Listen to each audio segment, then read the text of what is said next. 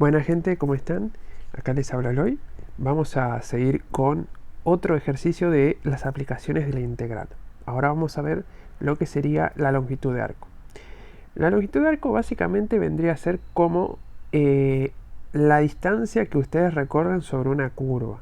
O sea, si ustedes, por ejemplo, quisieran contar digamos, los metros o los kilómetros que ustedes caminaron recorriendo cierta curva, la longitud de arco les daría esa cantidad si ustedes pudieran tener acceso a la trayectoria que ustedes usaron o la curva que ustedes usaron para poder describir ese camino. ¿Sí? Si era por ejemplo, una pista circular, bueno, tener una función que nos pueda describir esa pista circular, cosa que, bueno, en este ejemplo sería imposible. Pero bueno, en este caso, lo único que requerimos para poder calcular la longitud de arco, ¿sí?, es la continuidad tanto de la función que nos da esa curva, a su vez como la de la derivada. ¿Sí? Necesitamos la continuidad de esas dos funciones en el intervalo cerrado AB. Entonces, como ejemplo para este ejercicio, les quería mostrar, para que van a ver que en la práctica 10 parte 2 no hay muchos ejercicios de longitud de curva, así creo que hay 2 o 3 nomás. Pero quería que veamos porque este ejercicio no es que sea difícil el concepto de longitud de curva para aplicarlo a este punto, sino que lo que es muy complejo es la integral que queda, ¿sí? Y esto quiero que lo vean porque tienen que acostumbrarse a que cuando ustedes aprendieron métodos de integración, o sea, sustitución, partes, fracciones simples y sustituciones trigonométricas, no es que no es que todo lo que uno ve después de eso se encasilla solo en un tipo de método de integración. O sea, ¿qué quiero decir? Ustedes pueden estar haciendo un ejercicio de longitud de arco, ¿está bien? Y que en ese ejercicio por ahí les queda una integral que necesita ser resuelta por sustitución trigonométrica o hiperbólica, ¿está bien? O sea, no es que ustedes vieron lo que se ve en la práctica 10 parte 1 como meramente, bueno, estos son todos los tipos de integrales que tengo, pero seguro que me voy a manejar solamente con sustitución y partes y a lo sumo fracciones simples. No. Es muy común cometer ese error, pensar que los únicos métodos que uno termina utilizando siempre son esos. Es cierto, en algunos casos se usan mucho más seguido, pero no se queden con la idea de que porque las sustituciones trigonométricas son muy raras, nunca más pueda volver a aparecer, ¿sí? Es más, en ejercicios en los que ustedes tengan que integrar, ustedes tienen que considerar la posibilidad de que aparezca una sustitución trigonométrica, ¿sí?, o hiperbólica. Pero bueno, volviendo a este ejercicio, este era el 3b, ¿sí?, que nos pide calcular la longitud de arco de la función igual a e a la x entre 1 y 2, entre x igual a 1 y x igual a 2. Bueno, los requisitos. E a la x es una función derivable en todos los reales, ¿sí? En este caso, estamos viendo la derivabilidad porque la derivabilidad nos asegura la continuidad en todos los reales, ¿está bien? Entonces, vamos a escribir esto mejor, que se ve medio feo. ¿Sí? Fíjense que e a la x es continua y derivable en todos los reales, ¿sí?, por ser una función exponencial. Y a su vez, la derivada de la exponencial es e a la x, que es continua en todos los reales, por lo que ya mencionamos, ¿sí? O sea que el requisito de que la función y su derivada sean continuas en el intervalo de integración, estas van a ser derivables y continuas en todos los reales, particularmente en el intervalo de integración de 1 a 2, ¿sí? Vamos a poder establecer la integral de la longitud de arco. Fíjense que lo que tenemos que hacer es la integral de 1 a 2 de la raíz cuadrada de 1 más la derivada al cuadrado. Pero como la derivada de la exponencial es la exponencial, queda e a la x. Entonces, e a la x al cuadrado, ¿sí? Fíjense que esto es la potencia de la potencia, e a la x al cuadrado. O sea que acá se van a multiplicar las potencias por esta propiedad, ¿sí?, propiedad de potencias. Entonces, acá se me chanflea una x. Entonces, fíjense que nos queda una integral rarísima, la integral de raíz de 1 más e a la 2x. Y se acuerdan que cuando ustedes hacían sustituciones trigonométricas, había muchas integrales que eran la raíz de un numerito más o menos una función. Pero bueno, en este caso zafamos. No va a ser una sustitución trigonométrica o hiperbólica, pero podría haberlo sido. Entonces, o bueno, por lo menos pueden quizás buscar una forma de hacerlo con una sustitución hiperbólica, pero bueno, probablemente sea un choclito. Este ya es un choclito, así que no se preocupen que cuentas no van a faltar. Entonces, ¿qué les propongo? Bueno, lo primero es hacer la sustitución u igual a e a la 2x, ¿no? De tal manera que el du va a quedar como 2 por e a la 2x diferencial de x. Y acá viene la magia. ¿Qué es e a la 2x? O sea, acá. ¿Qué es e a la 2x? Es u. Entonces, fíjense que esto que nosotros tenemos acá es u, pero aparece del lado de diferencial de x. O sea, nos queda 2, que du es 2u diferencial de x. O sea que ese 2u lo voy a pasar para el lado izquierdo. O sea, ¿para qué? Para que nos quede el diferencial de x a partir de u y diferencial de u. Entonces, nos va a quedar que diferencial de x es du sobre 2u, que es esto que tenemos acá. Y después, dentro de la raíz va a quedar la raíz de 1 más u, ¿sí? Si lo escribimos un poquito mejor y usamos propiedades de las integrales, el 2 este que estaba acá lo podemos sacar de la integral como una constante por propiedades, ¿sí? Y nos queda la integral. Y acuérdense que cuando aplicamos método de sustitución a una integral definida, los límites de integración se modifican en torno a justamente la sustitución propuesta, ¿sí? Entonces nos va a quedar e a la 2 por 1, e al cuadrado, y e a la 2 por 2, o sea, e a la cuarta. Bien, y ahora no tenemos que resolver esta cosa. ¿Qué será eso, no? ¿Qué será la integral de la raíz de 1 más u sobre u? Uno podría pensar en fracciones simples. No sería correcto, porque esto no es una función racional. Uno podría pensar por ahí en método de integración por partes.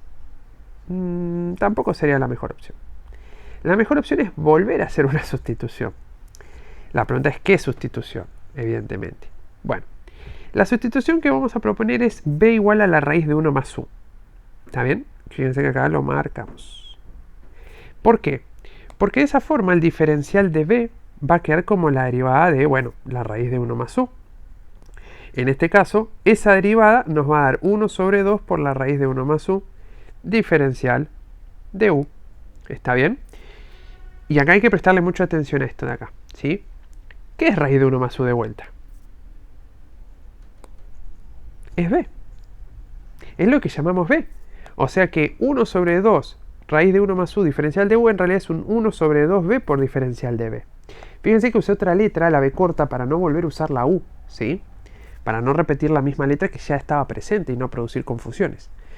Entonces, ¿qué hacemos con el 2b? Lo pasamos multiplicando junto al db. Y nos queda que db, ¿sí? Es,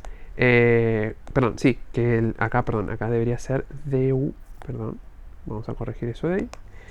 Acá debería ser diferencial de u. ¿Está bien? O sea que nos queda que el diferencial, acá sería un diferencial de u. ¿Está bien? Vamos a escribirlo esto para que parezca una u mejor. Diferencial de u. Entonces nos queda que el diferencial de u, ¿sí? Es básicamente 2 veces el diferencial de b. ¿Está bien? O sea, 2b por el diferencial de b, mejor dicho. Entonces, una vez hecho eso, fíjense que ahora donde diga diferencial de u, vamos a escribir 2 veces b por diferencial de b. ¿Está bien? Pero claro, al hacer nosotros eso, ¿sí? O sea, al proceder de esta manera, fíjense que lo que nos va a pasar, ¿sí? Disculpen, este 2 tendría que estar acá afuera.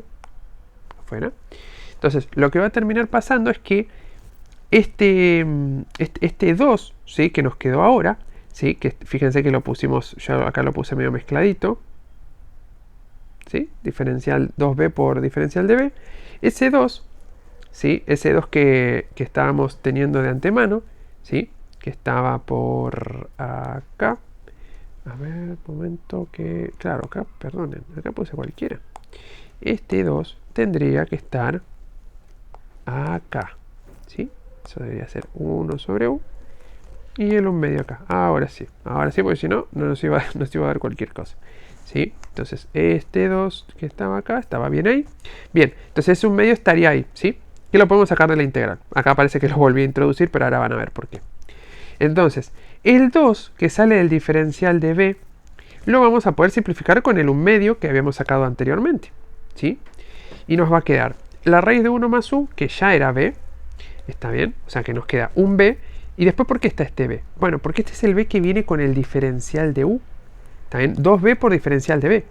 ¿Sí? Pero además está el raíz de 1 más u, que es otro b. O sea, es como que nos quedaría un 2b cuadrado diferencial de b, el numerador. ¿Sí? Pero el 12 nos va con el 1 medio. Entonces, ¿qué nos termina quedando? Nos termina quedando la integral de b al cuadrado sobre b al cuadrado menos 1. ¿Está bien?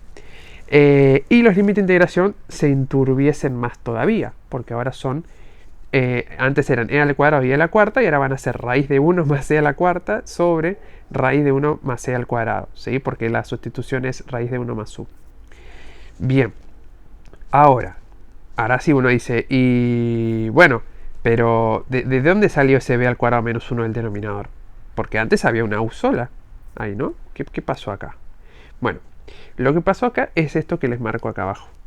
Fíjense, si b es la raíz de 1 más u, despejemos u, ¿no? Pasamos la raíz cuadrada como potencia cuadrada y el 1 restando. O sea que u en realidad era un b al cuadrado menos 1. Por eso es que en el denominador la u que estaba originalmente acá se transformó en un b al cuadrado menos 1. ¿Está bien? Bien, ahora, esto cada vez se pone peor. ¿Qué será esto de acá? Y esto sí, uno dice, esta podría ser por fracciones simples, ¿no? Porque esto sí es una función racional. Pero claro, la pregunta es, ¿será realmente por fracciones simples? ¿Por qué? Porque se acuerdan que para aplicar fracciones simples, lo primero que ustedes tienen que tener es que su expresión sea una expresión racional propia. Y esta es impropia. Recuerden que las expresiones racionales impropias son en las que el polinomio del numerador tiene mayor o igual grado que el del denominador. En este caso, el polinomio del numerador y el denominador son de grado 2. Por eso es que es una expresión racional impropia. Es decir, que tenemos que hacer la división de polinomios, ¿sí? Acá le hicimos la división de polinomios, ¿sí? Fíjense que completamos los polinomios del polinomio divisor y el polinomio dividendo. También los completamos. Y después, fíjense, nos preguntamos, ¿por qué polinomio tengo que multiplicar a b al cuadrado para que me dé b al cuadrado? Y bueno, ni siquiera por un polinomio, por una constante, 1. 1 por b al cuadrado me da b al cuadrado. Entonces hacemos 1 por menos 1, nos da menos 1. ¿Sí? Después tenemos 1 por 0 por b, me da 0 por b. Lo ubicamos siempre abajo del término del mismo grado. Y 1 por b al cuadrado nos da b al cuadrado. ¿Qué hacemos después? Entre el dividendo y este polinomio que se nos formó, hacemos la resta. Cuando hagamos la resta nos va a quedar b al cuadrado menos b al cuadrado, 0b al cuadrado.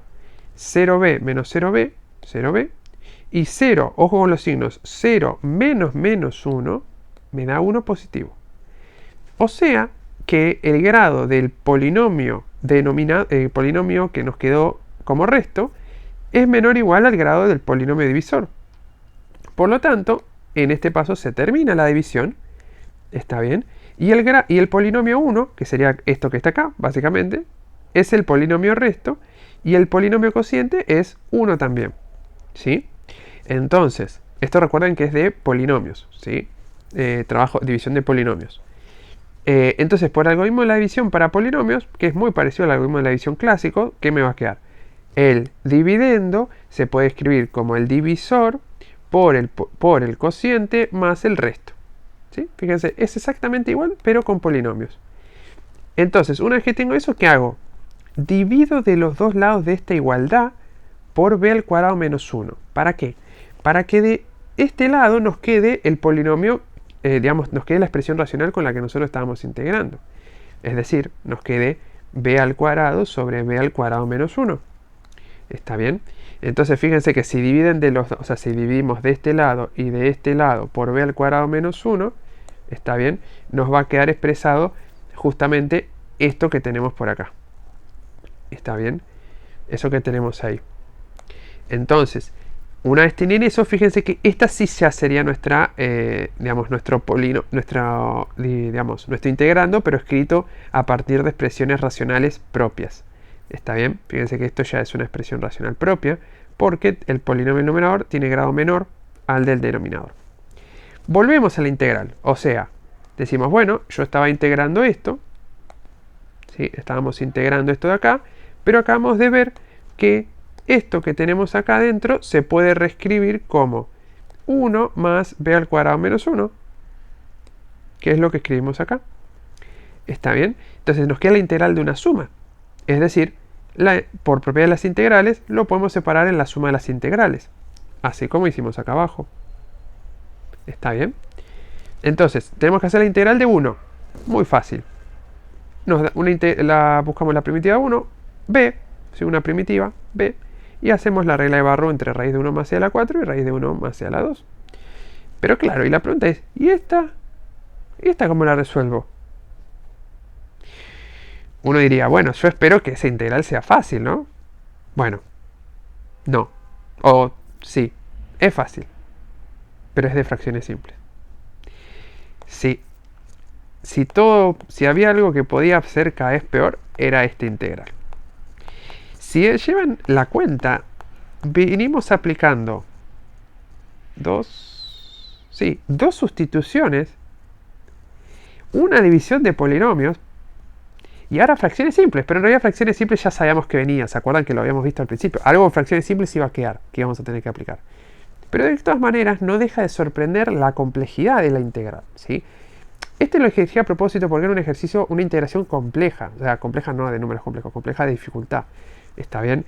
Pero está bueno que ustedes puedan ver que las integrales no son todas de sustitución, no son todas de partes, no son todas de sustituciones trigonométricas, no son todas de fracciones simples. Hay algunas que son una de cada una. Hay algunas que son una sustitución, uno de partes, o sea, primero sustitución y después partes, o primero partes y después sustitución, o primero sustitución y después fracciones simples, etc. ¿Está bien? Entonces, volviendo a esto, hay que resolver esta integral por fracciones simples, ¿sí? Fíjense que, bueno, acá como les decía, fíjense que para esta integral es muy fácil, porque buscamos una primitiva, b, y aplicamos la regla de Barrow. Y nos queda esto de acá, ¿sí? Fíjense que acá la cuentita la estoy siguiendo acá abajo, ¿sí? Esta es la misma integral que está acá, la copiamos tal cual, ¿sí? Y recién ahora, ¿sí? O sea, recién en el momento de decir, bueno, ¿y ahora esta cómo la resuelvo? Bueno, fíjense que a diferencia del paso anterior, factoricé el denominador, ¿sí? ¿Se acuerdan que para poder aplicar fracciones simples, el primer paso es factorizar el denominador? Entonces, en este caso, estaríamos teniendo esto de acá, ¿sí? b cuadrado menos 1 es una diferencia a cuadrados. Lo podemos escribir como b menos 1 por b más 1. Yo por ahí hasta este momento no lo mencioné, pero recuerden que todas estas integrales, todos estos integrandos que venimos teniendo, son funciones continuas dentro, digamos, mínimamente los intervalos de integración. Recuerden que ustedes siempre que están haciendo una integral, y más adelante les va a empezar a pasar, ustedes tienen que verificar que la función sea continua en el intervalo de integración. En este caso, esta función es muy peligrosa porque el denominador se anula en 1 y menos 1. Pero si se fijan, en nuestro intervalo de integración, ¿sí? Esos valores no están incluidos. Así que no peligra nuestra integral, ¿sí? Entonces, volviendo a esto que tenemos acá, ¿sí? Vamos a aplicar fracciones simples. Entonces, ¿se acuerdan cómo hacemos fracciones simples? Tomamos el integrando y lo tratamos de escribir como una suma de fracciones simples. En este caso, al ser raíces reales distintas, simples, nos va a quedar que lo vamos a poder separar como una constante sobre b menos 1 más otra constante sobre b más 1, ¿sí?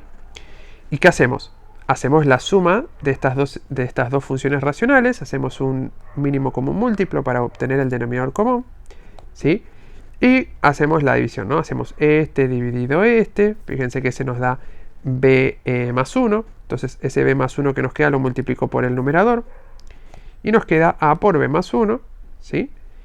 Luego tenemos de vuelta esto dividido esto de acá, nos va a dar b menos 1, ¿sí? B menos 1 lo multiplicamos por el numerador, entonces nos va a quedar b por b menos 1, y todo esto es igual, si hacemos la distributiva, si agrupamos, en el numerador simplemente nos queda más b por b más a menos b. O sea, hicimos la distributiva con estos términos de acá, y después agrupamos los términos del mismo grado entre sí. ¿Está bien? O sea, los números que están multiplicados por b, o sea, los términos multiplicados por b a la 1 con los términos multiplicados por b a la 1 y las constantes por otro lado. ¿Está bien? Entonces, como esto es una igualdad, o sea, fíjense que ambos denominadores son iguales. Entonces, hacemos tuki tuki, ¿sí? Porque acuérdense que ambas expresiones no se anulan en en nuestro intervalo de trabajo. Por lo tanto, para que estas dos expresiones sean iguales, este polinomio que queda acá debe ser igual a este polinomio que queda acá. Por igualdad de polinomios, eso se da cuando este es igual a la constante que multiplica al término de b del otro lado, que en este caso es un 0, ¿sí? Porque fíjense que originalmente había un 1 solamente acá. El 0 más b lo agregué para completar y poder hacer la igualdad de polinomios. Entonces, a más b debe valer 0. Y después, a menos b, que sería como el término constante, tiene que ser igual al término constante del otro polinomio, 1. Entonces nos queda resolver este sistema de dos ecuaciones con dos incógnitas, del cual van a obtener que a es igual a menos b y que b vale un medio. O sea que si b vale un medio y a vale menos b, entonces a vale menos un medio. ¿Sí? Bien, volvemos a la integral, al choclo este. Fíjense, vamos despacito por acá. Volvemos al choclo este que estábamos haciendo. Este término es el término que ya estaba. ¿Se acuerdan que salía el de hacer la integral de 1, diferencial de b? ¿Está bien? Ese término ahora va a estar copiado en todos los renglones, ¿sí? La magia va a empezar a pasar en cómo vamos transformando toda esta expresión de acá, ¿sí? Entonces, fíjense, lo primero es que dijimos que íbamos a separar nuestro integrando en fracciones simples.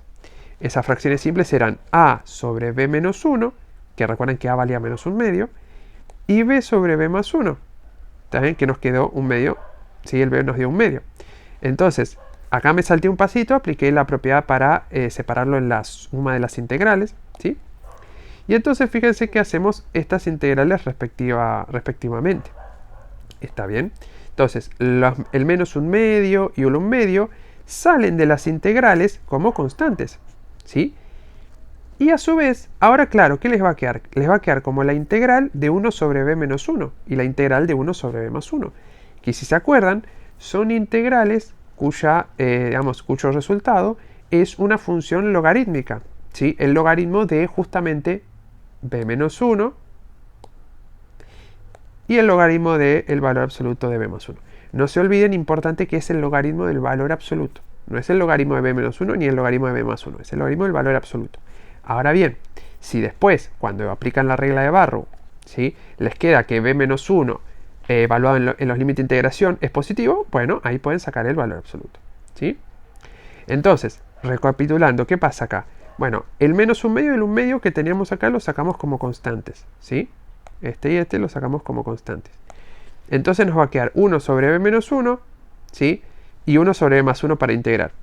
Esas integrales son logaritmos, el logaritmo del valor absoluto de menos 1 y el logaritmo del valor absoluto de más 1. ¿Está bien? Entonces, ahora lo que faltaría hacer es aplicar las respectivas reglas de Barrow, ¿sí? Fíjense que va a quedarme un logaritmo de este paréntesis, todo del choclo este, ¿sí? Y el logaritmo después de la otra regla de Barrow de todo este choclo. Fíjense que opté por no hacer la cuenta porque evidentemente todo esto son números irracionales. ¿Está bien? Por lo tanto, podríamos querer dar por ahí un resultado aproximado, pero no nos va a cambiar mucho. Lo importante es que si les pasa esto, dejar la expresión escrita así va a ser válido. ¿Está bien? Bueno, ya terminamos la integral. Y esto ya es solo un ejercicio, ¿sí? Pero a propósito lo elegí porque era un ejercicio bastante complejo a la hora de integrar, ¿sí? Entonces, con esto les quiero mostrar que deben estar ayornados a la hora de resolver integrales. No importa que ustedes ya hayan hecho integrales de sustitución por un lado, de partes por el otro, de sustituciones por el otro, trigonométricas o hiperbólicas. Ustedes tienen que poder generar una soltura con los métodos de integración y no asignarlos siempre a un mismo tipo de integral. Es más, muchas integrales, no esta era bastante especial, pero en otros casos les va a pasar que hay integrales que se resuelven no con un método de integración directo, con dos, ¿sí? Por ejemplo, hay integrales que se hacen una vez por sustitución y otra vez por partes, o viceversa, ¿sí? Por ejemplo, la integral del arco tangente es una integral clásica que primero se hace con partes y después se hace por sustitución. Y sin embargo, no es una integral por ahí que uno diría que es muy compleja, porque solo es la integral del arco tangente. Pero bueno, no todo es lo que parece, ¿sí? Así que bueno, gente, con esto terminamos y en el próximo video vamos a estar viendo el volumen de un sólido de revolución. Así que nos vemos en la próxima.